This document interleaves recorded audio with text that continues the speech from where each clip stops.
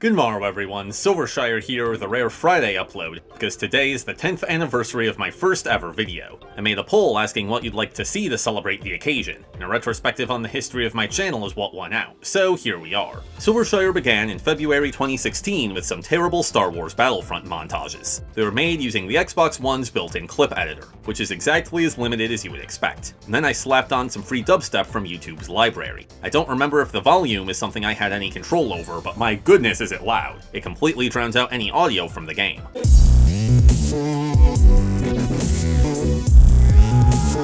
A couple months later, I decided to try my hand at a narrated Let's Play, once again in Battlefront, and I apparently thought I would compensate for the music in my other videos by making my voice way too quiet. That actually got super close. I just got a few above him.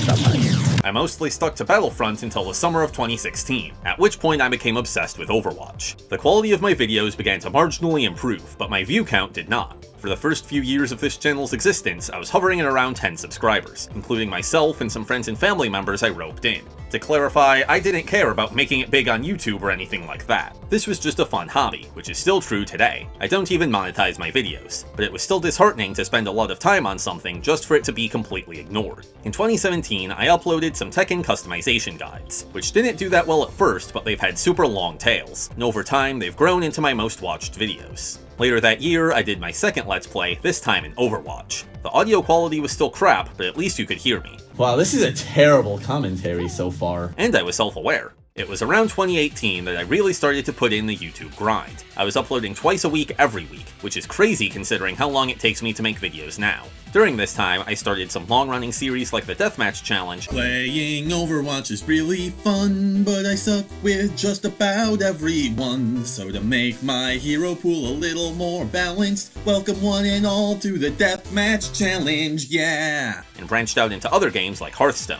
I even made a few non-gaming videos.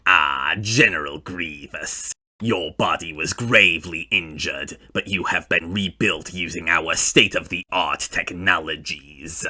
Oh cool, so you finally fixed my weird cough? Well, actually... I also made a couple videos about the character designs of my favorite video game franchise, Soulcalibur, but I'm sure nothing will come of that. My content from this era is certainly flawed, but it's an improvement over my early stuff. I can still get a chuckle out of some of these. There we go! That should not- Oh! Oh! Oh! I'm a monster.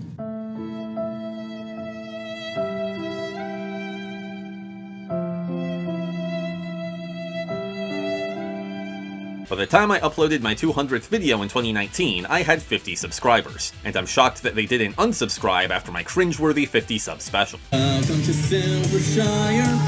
I was starting to get seriously burnt out, so in 2019, I dropped down to just one video a week, and in 2020, I dropped down to just one a month. Also around this time, I changed the way that I edit my Let's Plays. I started chopping them up a lot more to emulate the style of livestream highlights, since that's the main type of content I was watching. It's more labor intensive, but I think the end result is better. I'm sure he's fine. He's just, taking a little nap.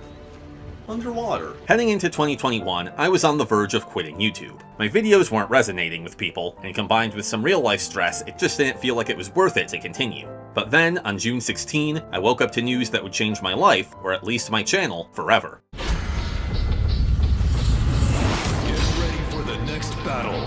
The new Smash Bros. Character came from my former favorite video game franchise, Tekken. Since Tekken isn't quite as well known as Final Fantasy or Minecraft, I figured people might appreciate a breakdown of all the Easter eggs and references in Kazuya's reveal trailer. And, appreciate it they did. Over the next month, it got tens of thousands of views, and unlike my previous successes, that actually translated into channel growth. By the end of the year, I had climbed to 300 subscribers, which was mind-boggling. I even caught the attention of Smash Bros. YouTuber P-Jiggles. I cannot put into words how surprised and how ecstatic I was to see this video do well. It finally felt like my work was paying off, even though ironically I put very little effort into this particular video. That said, I did correctly predict 7 out of his 8 costumes, which is pretty good if I do say so myself. Something I did put a lot of effort into was my Soulcalibur Iceberg Explained. At the time, I considered this my best work, and my recent crossovers video was sort of a spiritual successor to it. If he had made it onto the roster, we can only assume he would have been called Dedrick Frederick Got No Hedrick.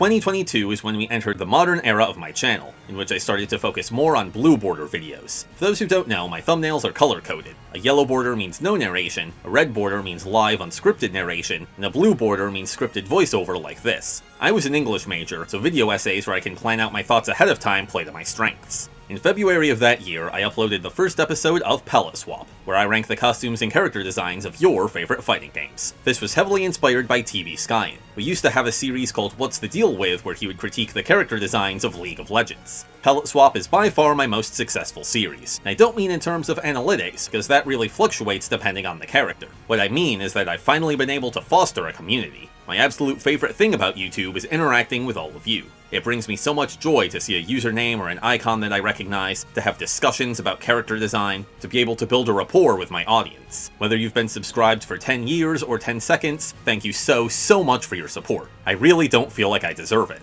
On that note, I hit 500 subs near the end of 2022, and then 1,000 subs near the end of 2023. And now I'm creeping up on 2,000, which is a difficult number to even comprehend. Like, I'm trying to imagine standing in front of a crowd of 2,000 people. That would give me a panic attack. My last noteworthy video was my overly comprehensive summary of Tekken lore, which I created to celebrate the release of Tekken 8 in 2024.